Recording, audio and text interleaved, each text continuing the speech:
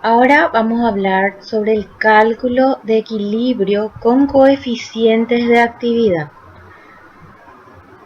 Cuando nosotros calculamos, hacemos cálculos de equilibrio, quiere decir calculamos las constantes de equilibrio utilizando actividades en lugar de tener en cuenta las concentraciones, lo que obtenemos son valores que concuerdan mejor con los resultados experimentales. En general, y a menos que se indique lo contrario, las constantes de equilibrio que aparecen en las tablas están basadas en actividades. Entonces, si yo necesito saber el valor de una constante basada en actividades, yo recurro a las tablas, ¿sí? Y son por lo tanto conocidas como constantes termodinámicas de equilibrio.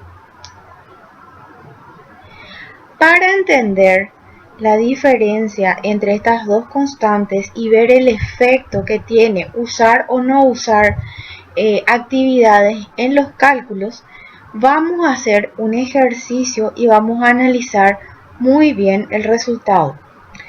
El ejercicio nos dice encontrar el error relativo que se introduce al despreciar las actividades en el cálculo de la solubilidad del iodato de bario en solución 0,33 molar de iodato de magnesio, dándonos como dato que el producto de solubilidad termodinámico para el iodato de bario es de 1,57 por 10 a la menos 9.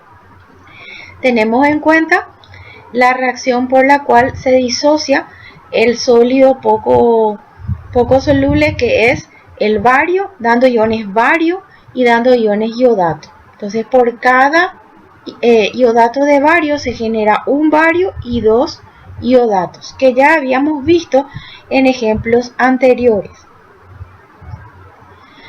Lo que vamos a hacer y analizar primero para poder resolver el ejercicio es escribir la expresión de producto de solubilidad en términos de actividad. Entonces, la KPS, que nos dio el dato que es 1,57 por 10 a la menos 9, lo escribimos en términos de actividades. Es igual al producto entre la actividad del bario y la actividad del iodato al cuadrado.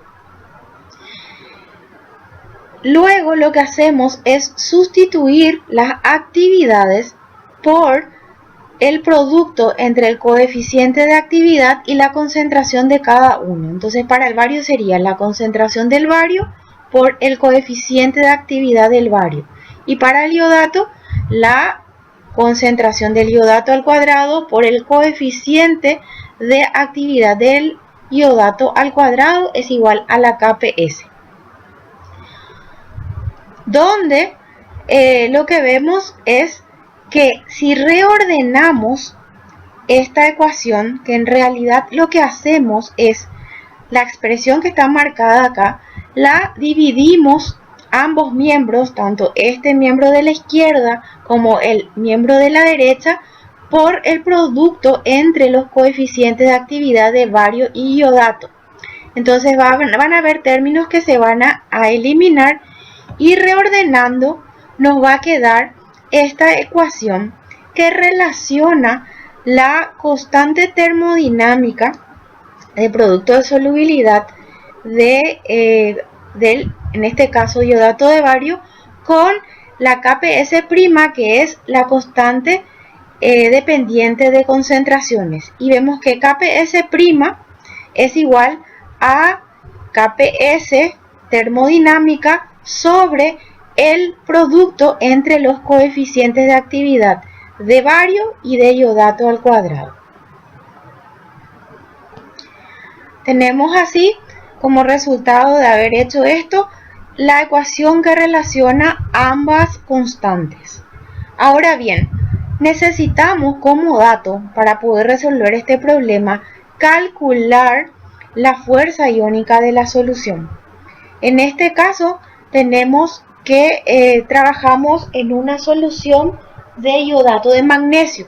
Entonces lo que hacemos es calcular aplicando la fórmula que ya habíamos visto en la clase anterior de cálculo de la fuerza iónica, que era 1 medio por la sumatoria de las cargas al cuadrado por la concentración de cada ion.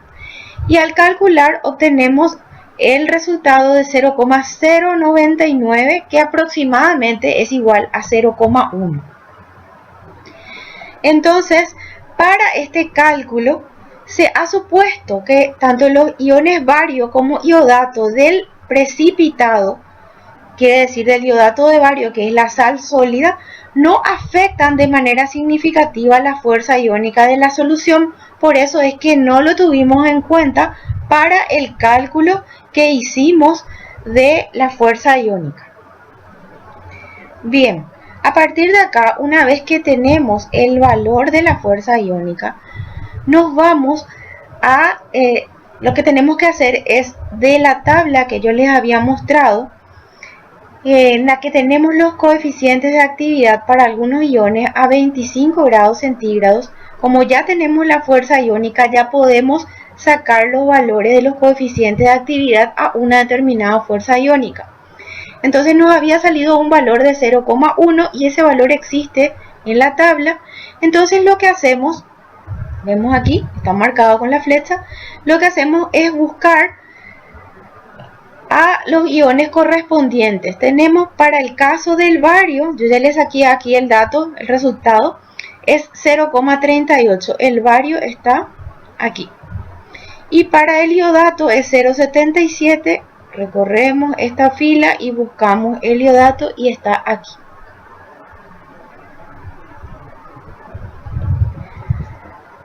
Teniendo todos los datos, si nosotros sustituimos los valores que hemos obtenido en la expresión del producto de solubilidad termodinámico, ¿sí? Se encuentra, entonces yo tenía esta expresión que me relacionaba las dos constantes. Entonces lo que yo hago es sustituyo la KPS por el valor que teníamos como dato y que sacamos de las tablas, de un apéndice.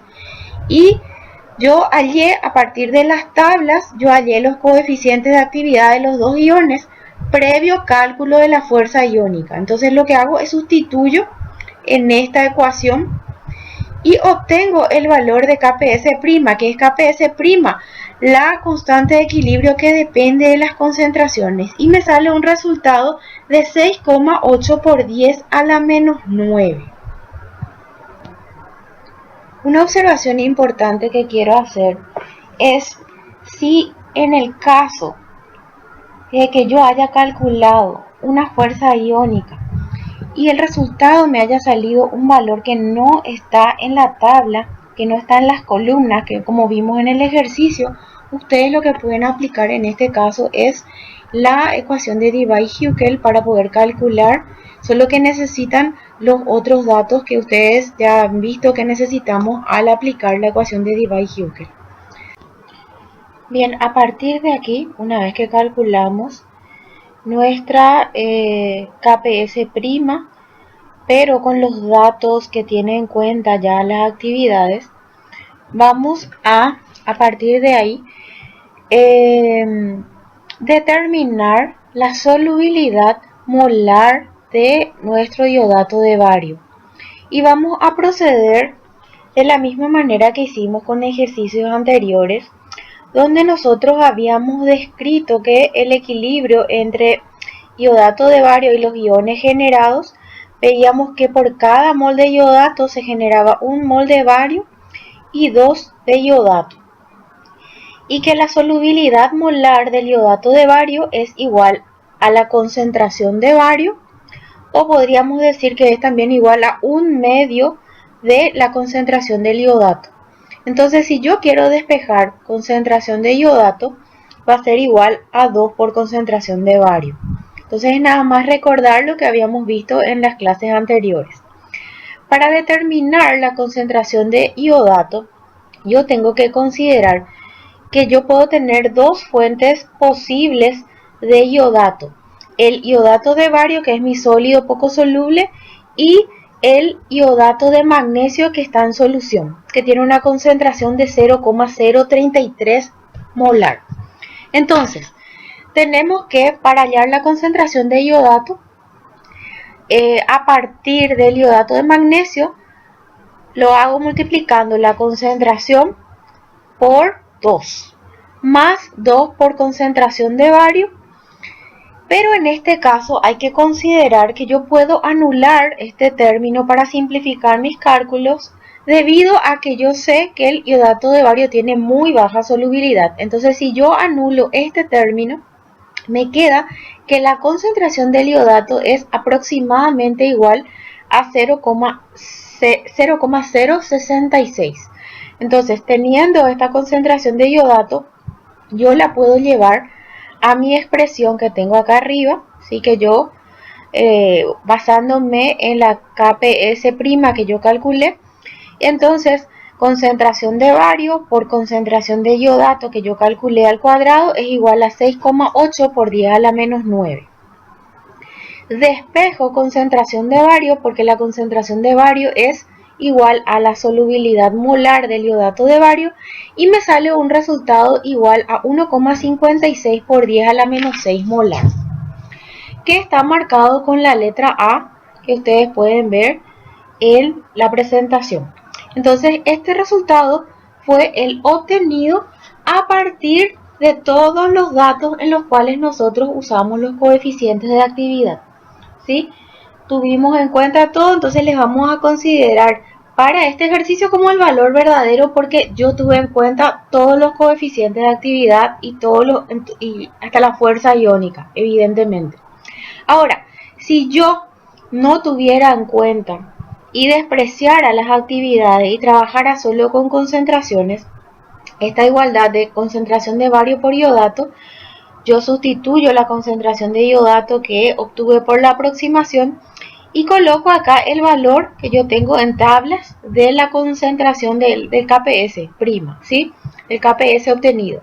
Entonces, despejo la concentración del bario y obtengo una solubilidad igual a 3,60 por 10 a la menos 7 molar, marcado con la letra B. A partir de estos dos datos, ¿sí? Yo lo que tengo son dos resultados, uno que está basado en actividades y el otro en el cual yo tengo basado en KPS termodinámica, ¿sí? Entonces lo que hago es sustituyo en la fórmula por la cual calculo el error relativo. Error relativo se calcula dividiendo error absoluto sobre valor verdadero por 100, donde el error absoluto es el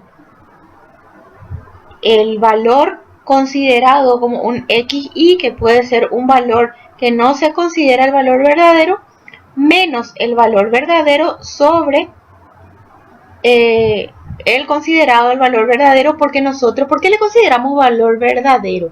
Porque nosotros obtuvimos esa solubilidad molar teniendo en cuenta un KPS que yo obtuve basándome en datos de coeficientes de actividad. Por eso le consideramos el verdadero y al otro le consideramos como un valor obtenido sin tener en cuenta las actividades.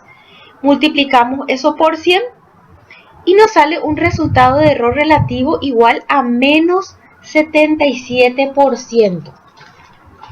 Hay que tener muy en cuenta este resultado porque estamos verificando que se produjo un gran error relativo y encima un error negativo. Al no utilizar, yo cometería un error grande si yo desprecio las actividades en un cálculo como este.